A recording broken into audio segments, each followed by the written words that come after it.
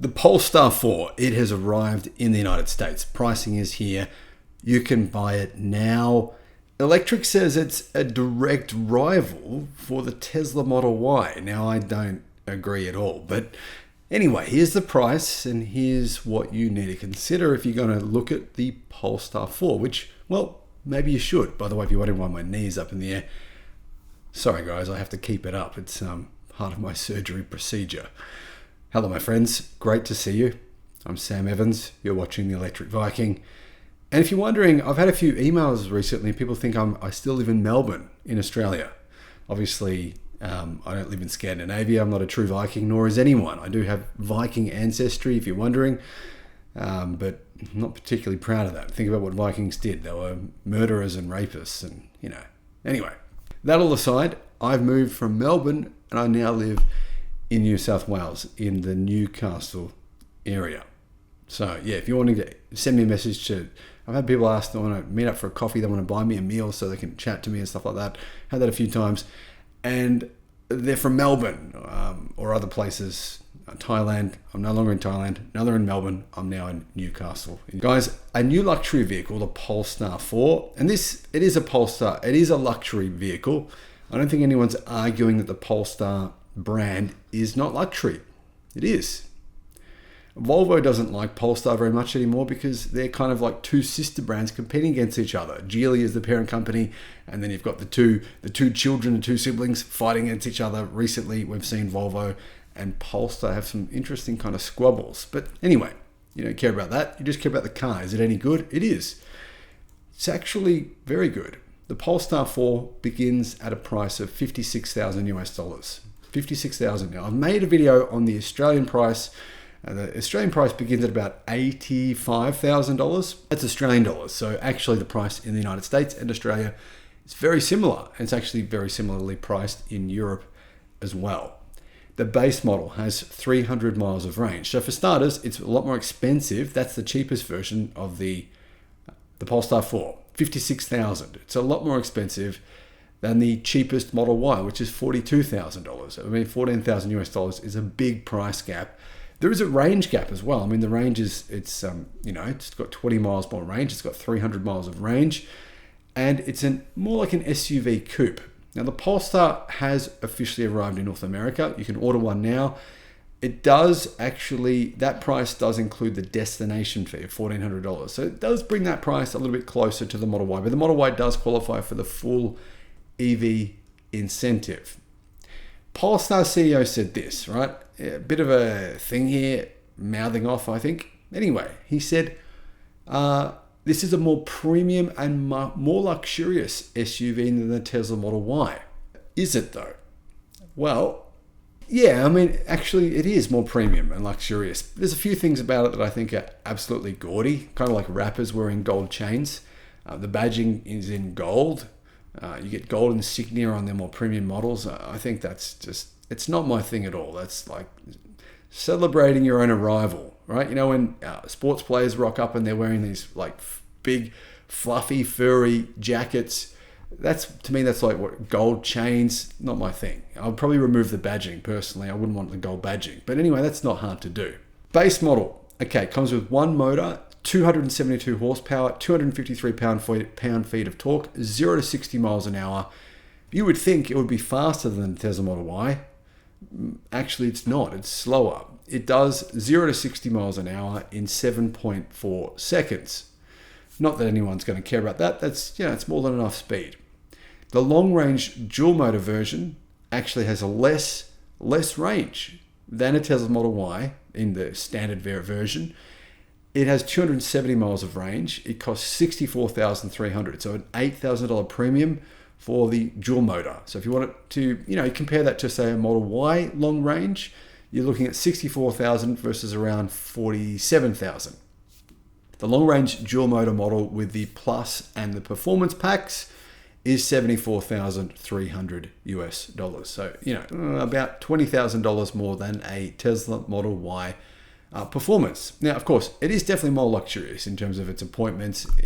I think its design looks very nice. looks luxurious. It comes with huge wheels. That's a part of the reason the range is a little bit less than what it could have otherwise been. Those wheels are absolutely massive.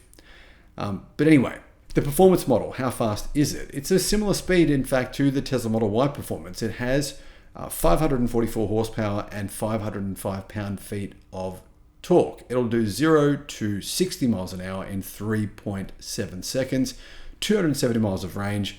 So, yeah, I mean, the range is probably surprisingly low. You'd think it's got a very big battery pack, by the way. And the reason is because it's quite a heavy vehicle. Volvo and Polestar, and to be honest, most manufacturers, their EVs are still a bit heavier than what an equivalent Tesla vehicle would be. And that's partly to do with the way that Tesla builds their cars. But anyway, let's move on from Tesla. I'm just using Tesla as a reference point here to give you guys some context.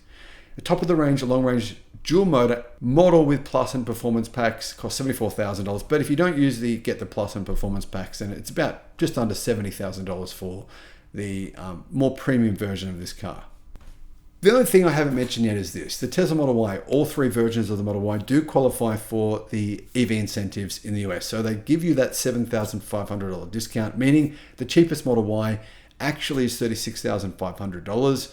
The cheapest version of this Polestar vehicle is around $53,000. It's $54,000 with delivery fees. But anyway, to try to compare the two together, you're looking at about $53,000 versus $36,000. So there is a big difference here, but you are definitely getting what is a more premium car here from Polestar. If you want something to stand out, if you don't want to have a Tesla like everyone else does, then this is definitely an option worth considering.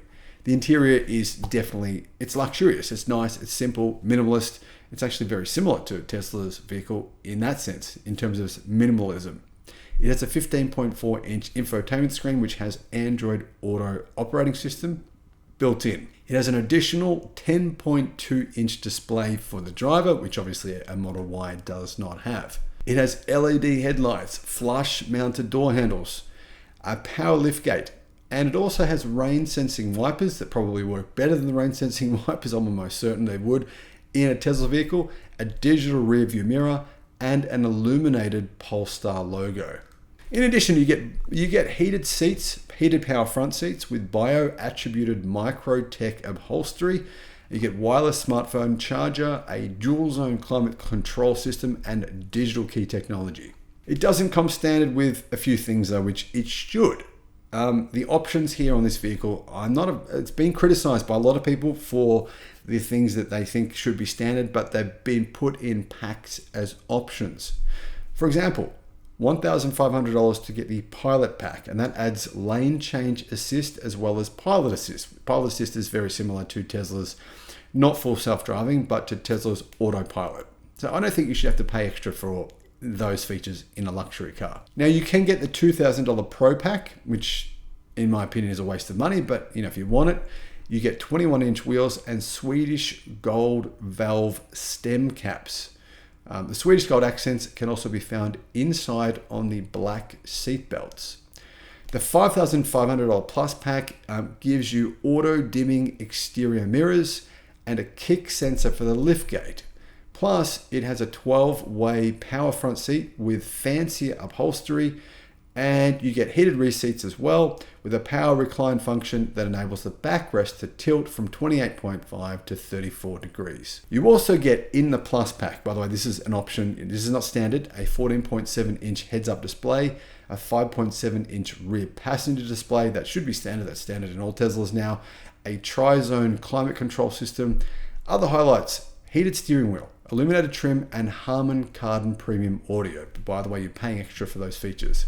Okay, so what's the battery? The battery is 102 kilowatt hours. It's a very big battery pack, which is why some people are a bit miffed by the fact that the range is so low. And it is. I mean, the efficiency is not what you would expect. Like I said, that comes down to the weight. 300 miles of range in the cheapest version. Of course, if you get the dual motor version, that range comes down to 270. To give you some context, 300 miles is 483 kilometers. So guys, what do you think of this car? Do you think this will be a sales success in the United States? Obviously, I don't think it's going to be some huge sales success. I do think people are going to buy them because they are very, very nice and probably a lot nicer, I think, than other premium cars from, say, BMW, Mercedes-Benz, and Audi. I'd be looking at this if I was looking at one of those cars and maybe considering getting this instead. But if we compare it to the Tesla Model Y on just features alone, performance, that sort of stuff, I mean, it's obviously much, much more expensive. It's not really in the same ballpark. I don't really think it's a fair comparison because this is really aimed more at the luxury car market. But let me know what you think of it. Let me know in the comments, guys. Thank you for watching. Bye-bye.